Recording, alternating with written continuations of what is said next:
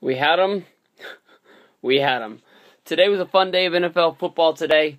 Honestly, when I sat down to make this video, I'm still pissed off. I'm still mad. As a San Francisco 49er, the one win that I'm needing, I need someone to beat those damn Seahawks, and I almost had it. The Tampa Bay Buccaneers were the one team. If you were running a pick'em league where you bet points on which one it was, if I was going to bet the most points on one game, it would be that the Seattle Seahawks 7-1 would have beat the 0-7 Tampa Bay Buccaneers. But the Tampa Bay Buccaneers showed up to play, and Seattle must have been looking at next week or something along the line down the schedule. For the third time this season, the Seattle Seahawks have not showed up to play against a subpar team. In week 1, they should have been beaten by the Carolina Panthers, and they had to drive to come back. Just a few weeks ago, they got caught with their pants down to the Tennessee Titans and had to come back to win that one. And in this one, they spotted the Tampa Bay Buccaneers 21 points. You cannot do that in the NFL. Now, I want to say that Seattle is a bad football team. But Seattle is 8-1 on top of the NFC West, sitting as one of the best teams in the NFL. But yet they keep falling down to these subpar teams like they're trying to stage that they only want to play in the third and fourth quarter. The San Francisco 49ers for a long time had these teams that would come out and play awesome in the first and second quarter, and then halftime would come and a different team would come out and play. I am hoping that this team shows up to play at San Francisco the same exact way. They're going to spot us two quarters of football. I don't know what to say. That if maybe the Seahawks are slipping and they're not what they once were, or if the Seahawks are a great team because how they come back to play from behind. Bucs did everything right. Bucs did everything they could do. I know a lot of bad teams show up and they circle games knowing that it's the best team that they're going to play all year. They're going to go out and play it like it's the fucking Super Bowl because that's all they have to play for.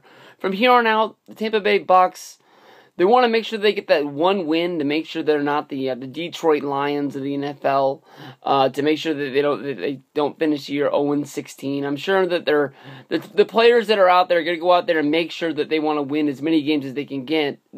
At the same time, while management is probably praying that they can secure one of the best draft picks in the draft. But I got much love. I got a good friend. His name's Kevin. He flew up from where he lives.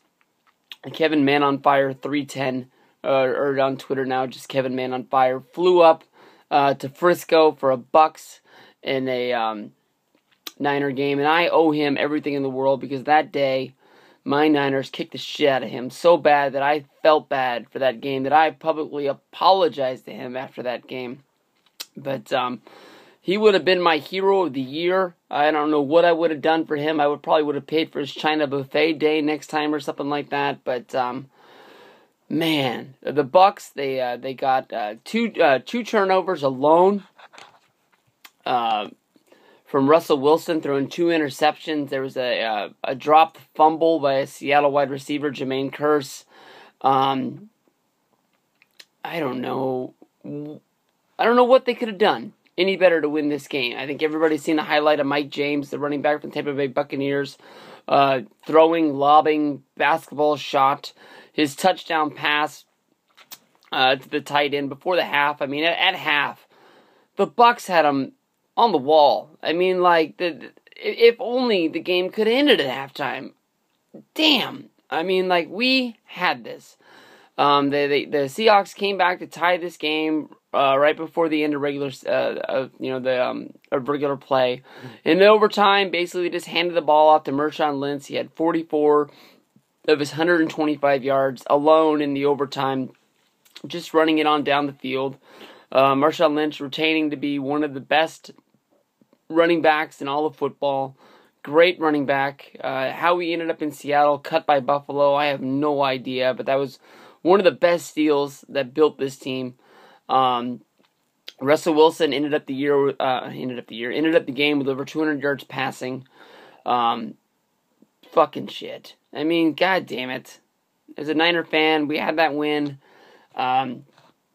Could have been tied at the NFC West, looking for the tiebreaker when Seattle comes down and plays us in Frisco in a couple weeks. But I don't know what to say other than, like, I think that Seattle's a damn good team, but I don't think they can keep playing and doing this. And the worst thing about it was this was at home, and the Seattle team that can't be beat at home. They've been getting better. Improving their record, but they're a team that, they can show up with their pants down when they play on the road. But this was at home to an 0-6 Tampa Bay Bucs team. I don't know, man. I don't really want to play this team again in the playoffs. I want to just get this other regular season game out of the way, and hopefully they can drop a game before we reach them in the playoffs. But I don't know what it is. I talked to my good friend Alex. He didn't seem that scared about this game. He was glad that he won. He was pissed during it, but it is just one game along the way out of 16 before you reach the playoffs, and there's no doubt in anybody's mind Seattle's going to the playoffs. They're one of the best teams in the NFC, but fucking shit. We had it. Peace out.